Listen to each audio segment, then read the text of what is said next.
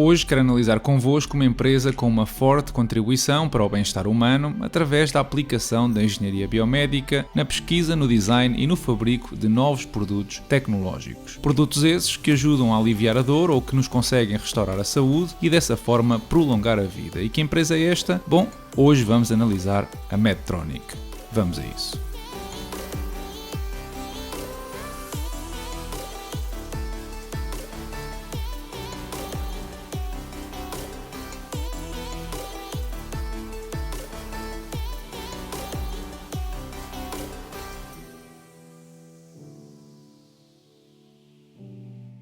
Olá e sejam bem-vindos a mais um episódio do canal Dividendos. A Medtronic é uma empresa líder global em tecnologia médica com sede na Irlanda e operações em mais de 150 países. Esta empresa desenvolve, fabrica e vende dispositivos médicos, soluções terapêuticas e alguns serviços relacionados, operando em 4 segmentos distintos. As terapias cardiovasculares e restauradoras, através da venda de dispositivos como pacemakers, desfibrilhadores, bombas e válvulas cardíacas e outros produtos para o tratamento de doenças cardíacas e vasculares. Um segmento relacionado com a diabetes, através de bombas de insulina, sistemas de monitorização contínua da glicose e outros produtos para gerir os problemas da diabetes do tipo 1 e 2. Um segmento de cirurgia, através da venda de instrumentos cirúrgicos ou de sistemas de navegação e outros produtos para procedimentos minimamente invasivos em diversas áreas, como gastrointestinais, hepatológicos ou ginecológicos. E, por fim, um segmento neurológico e da coluna vertebral, vendendo implantes, sistemas de estimulação cerebral profunda, entre outros, para o tratamento de distúrbios neurológicos e da coluna vertebral. Portanto, temos aqui um alcance significativo, bem abrangente do que são dispositivos essenciais a uma parte da população. Dentro de cada um destes segmentos existem várias subdivisões que dão mais especificidade à natureza da doença ou condição em si, a que os produtos que a empresa vende se destinam, mas que para a análise que vamos fazer serão menos importantes. A Medtronic tem mais de 46 mil patentes ativas que protegem a tecnologia que utiliza nos seus equipamentos e que fazem desta uma das maiores empresas na área da saúde, que se entrarmos ao detalhe sobre como é que cada um destes segmentos contribui para a sua receita, rapidamente nos damos conta que o segmento cardiovascular é o mais importante. No ano fiscal de 2024, que terminou em abril, o segmento cardiovascular representou mais de 1/3 de toda a receita, seguido pelo neurológico e, mais atrás, pelo segmento da cirurgia. Reparem como dos 32 mil milhões de dólares que conseguiu de receita, quase 12 mil milhões foram deste segmento, e mesmo a nível das subdivisões podemos ver que a subdivisão da cirurgia e endoscopia é, mas não por muito, diga-se, quem mais consegue receita individualmente. A nível geográfico, a dependência está claramente no mercado americano, com mais de metade da receita da empresa dependente dos Estados Unidos, e se juntarmos os segmentos com a geografia, é curioso ver que o segmento cardiovascular seja quem mais receita gera fora dos Estados Unidos, porque no país do tio Sam o segmento neurológico é não só o que mais receita consegue, mas também o que mais cresce atualmente. Olhando para os resultados de 2023 como um todo, os 32 mil milhões de dólares resultaram num lucro operativo inferior ao de 2023, que por sua vez também já tinha sido inferior ao resultado de 2022. E esta tendência de veras preocupante também transparece nos lucros líquidos, que fecharam o ano com 3,7 mil milhões de dólares, quando em 2022 tinham sido de 5 mil milhões. E é fácil perceber que os 1.000 milhões de dólares de diferença na receita ficaram nos custos das matérias-primas, com um aumento de 500 milhões, e nos salários, com um aumento de 300 milhões de dólares. Ainda assim, teremos de perceber mais lá para a frente se esta tendência negativa é algo que já vem do passado ou se é um problema mais recente. Olhando para a posição financeira, vemos ativos muito superiores aos passivos, mas isto só acontece porque mais de metade dos mesmos são intangíveis. Estamos a falar de aquisições que a Medtronic foi fazendo ao longo do tempo de outras empresas, e o goodwill é precisamente o valor que a Medtronic atribuiu à compra que fez, o que, digamos, pode ser altamente subjetivo. A nível de dívida, a situação atual é de 25 mil milhões de dólares, ou 25 vezes o dinheiro que a empresa tem em caixa, e se é verdade que a empresa tem alguns investimentos, o que poderiam aumentar a sua liquidez no curto prazo para quase 8 mil milhões de dólares, se entrarmos ao detalhe sobre os mesmos, apenas 1,5 dos mais de 6 mil milhões é que são realmente investimentos que poderiam ser usados nos próximos 12 meses. Assim que tomem nota, porque muitas vezes estes detalhes fazem toda a diferença sobre a liquidez de uma empresa. Os 25 mil milhões de dívida são tranches de 1.000 milhões, que só começam a passar recibos em 2026, daqui a 2 anos, e são praticamente obrigações corporativas que pagam juros, na maioria das vezes, inferiores a 4%. Para perceber melhor como é que a dívida está distribuída nos próximos 5 anos, podem ver que em 2026 é efetivamente um ano onde vão, muito provavelmente, ter de empurrar as maturidades para o futuro. Voltando atenções para os fluxos de caixa, vemos que dos quase 6,7 mil milhões de dólares dos fluxos de caixa operativos, a empresa gastou 1,5 mil milhões a manter o negócio a funcionar, sobrando praticamente 5 mil milhões de dólares de fluxos de caixa livres. E dizem-se livres porque a empresa pode decidir livremente onde alocar esse capital. Ora, no caso da Medtronic, a empresa decidiu o ano passado gastar esses 5 mil milhões em dividendos e recompra de ações. Atualmente os dividendos ocupam 3,6 mil milhões desse valor, o que é, digamos, um payout ali na casa dos 70%, e é também por isso que estes últimos anos o dividendo cresceu a valores abaixo de 3%. É que os fluxos de caixa não conseguem fazer tudo. Não é possível pagar a dívida de 1.000 milhões de dólares por ano, mais 3,6 mil milhões em dividendos e ainda recomprar 2,5 mil milhões em ações próprias. Portanto, a cortar algum, a empresa fará como em 2023, onde gastou muito menos na recompra de ações. E eu agora quero mostrar-vos porque é que eu não sou fã deste tipo de gestão. Reparem no comportamento da empresa relativamente ao preço da sua ação. Durante o pico do preço, gastou 2,5 mil milhões de dólares em recompras. Depois, em 2023, a ação caiu 50% e a empresa gastou apenas um quarto do valor anterior. Isto parece-vos normal? É que são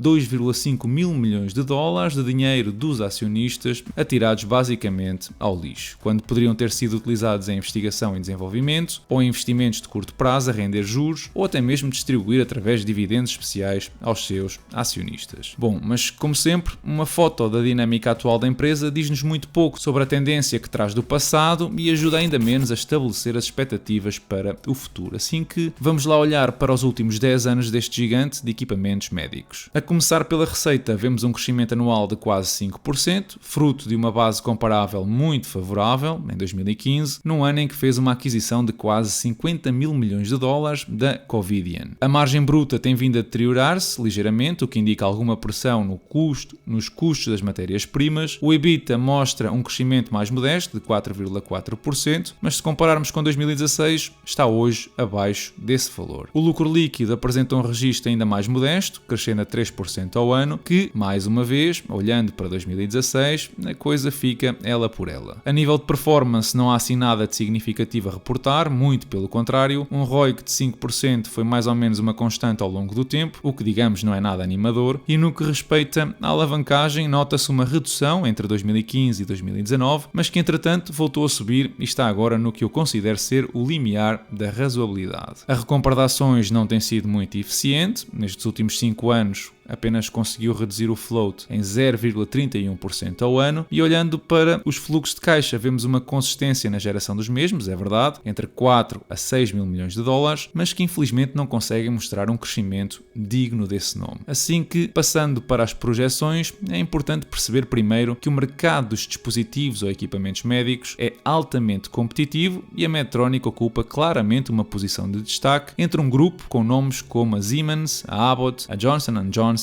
ou a Philips. Depois, porque é um mercado que, além de ser verdade que o envelhecimento da população joga a favor do mesmo, as expectativas de crescimento não superam os 5%. Ora, numa empresa que, como vimos, não consegue crescer os benefícios há mais de 8 anos, o máximo que eu pondero projetar como crescimento do EBITDA seria 2% ao ano. Assumindo ainda uma redução da alavancagem para as 2,5 vezes o EBITDA e um múltiplo de saída de 16 vezes, ligeiramente acima da sua média histórica, eu obtenho um valor de 94 dólares para uma ação em 2034. Comprando uma ação ao preço atual, estamos a falar de uma valorização anual de pouco mais de 1%, o que é absolutamente horrível. Usando o método dos fluxos de caixa descontados, vou usar um crescimento semelhante, de apenas 2% ao ano, que daria uma continuidade ao que fez nos últimos 3 anos. Mesmo assim, e para uma valorização anual de 8%, que seria mais ou menos a expectativa do S&P 500, o valor intrínseco ao dia de hoje deveria rondar os $80. E se finalmente olharmos para o preço da ação, adivinhem lá, é que está precisamente nesse intervalo. Se quiserem obter daqui um retorno superior ao mercado, digamos 9%, já teriam de esperar que a ação caísse até aos $70, mas a minha posição em relação a esta empresa é fácil de entender. Eu sei que a posição de mercado é forte e a presença global ajuda a manter este domínio. Também sei que os fluxos de caixa consistentes dão alguma segurança na operação, mas existem aqui alguns riscos na minha perspectiva. Riscos regulatórios e de litígio, que a empresa já enfrentou no passado e que de vez em quando reaparecem, seja pela recolha de dados dos dispositivos ou por falhas de algum equipamento. Tem ainda os riscos associados à descoberta de novos medicamentos que vão eliminando as necessidades para uma série de doenças. O caso mais recente até são os diferentes medicamentos GLP-1 para a perda de peso, que impactam significativamente a necessidade de dispositivos da Medtronic no longo prazo. E por fim, riscos de oportunidade. Por que motivo vou investir numa empresa com um ROIC tão baixo, com uma incapacidade de crescer os fluxos de caixa e que nem sequer paga um dividendo perto dos 5%? Vocês conseguem ver algum catalisador a futuro que consiga dar a esta empresa um domínio sobre a concorrência? É que nos últimos 5 anos, enquanto empresas como a Intuitive Surgical, a Abbott ou a Stryker valorizaram em bolsa, ter investido na Medtronic e olhar para o nosso investimento agora seria um cenário desastroso. Mas eu gostava de conhecer a tua opinião sobre esta empresa, assim que passa pela caixa de comentários e deixa o teu contributo. Semana importante para o nosso PSI, que a par do Nasdaq e do Nikkei japonês foram os índices que mostraram um melhor desempenho a nível mundial com ganhos superiores a 3%.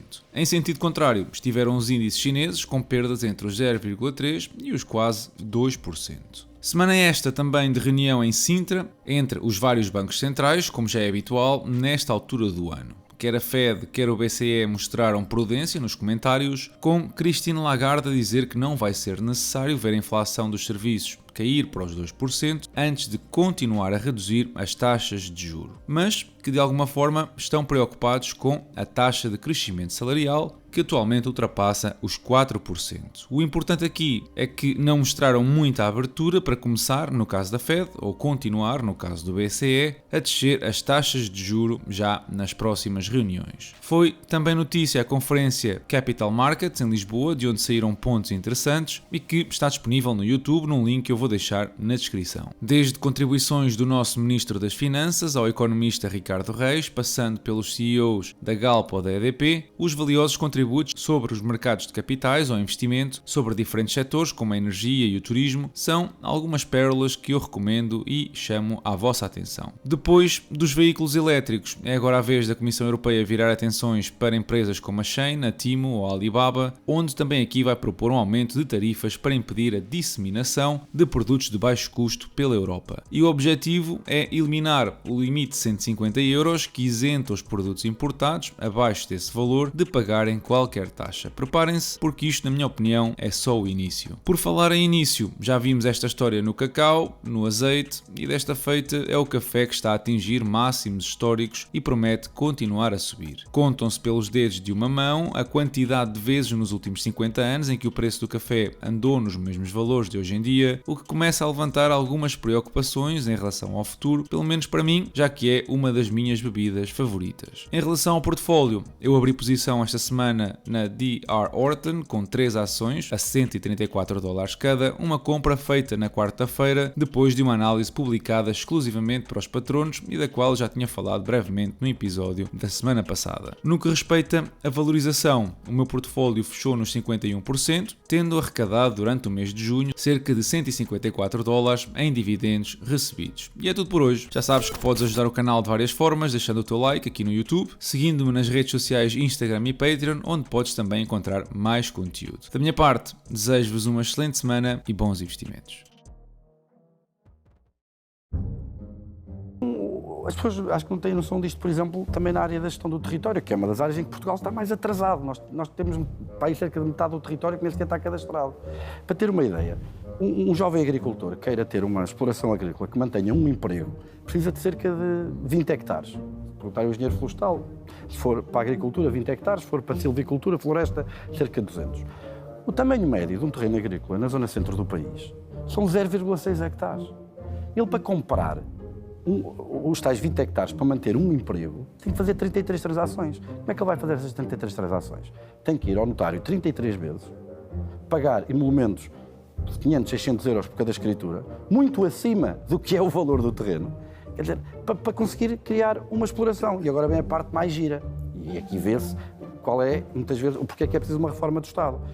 Eu, quando vou comprar um terreno, eu tenho que notificar os confinantes do negócio para eles poderem exercer o direito de preferência. A lei obriga-me a fazê-lo por carta registada com aviso de recepção. Então eu vou às finanças e peço, dê-me lá a morada das pessoas que é para poder enviar. E a resposta do serviço? O RGPD não o permite. A lei obriga-me a enviar a carta, mas a lei proíbe-me de saber a morada para onde a enviar. Quer dizer, nós estamos em 2024 e isto existe. Tudo isto existe, tudo isto é triste e tudo isto é fado. Não é?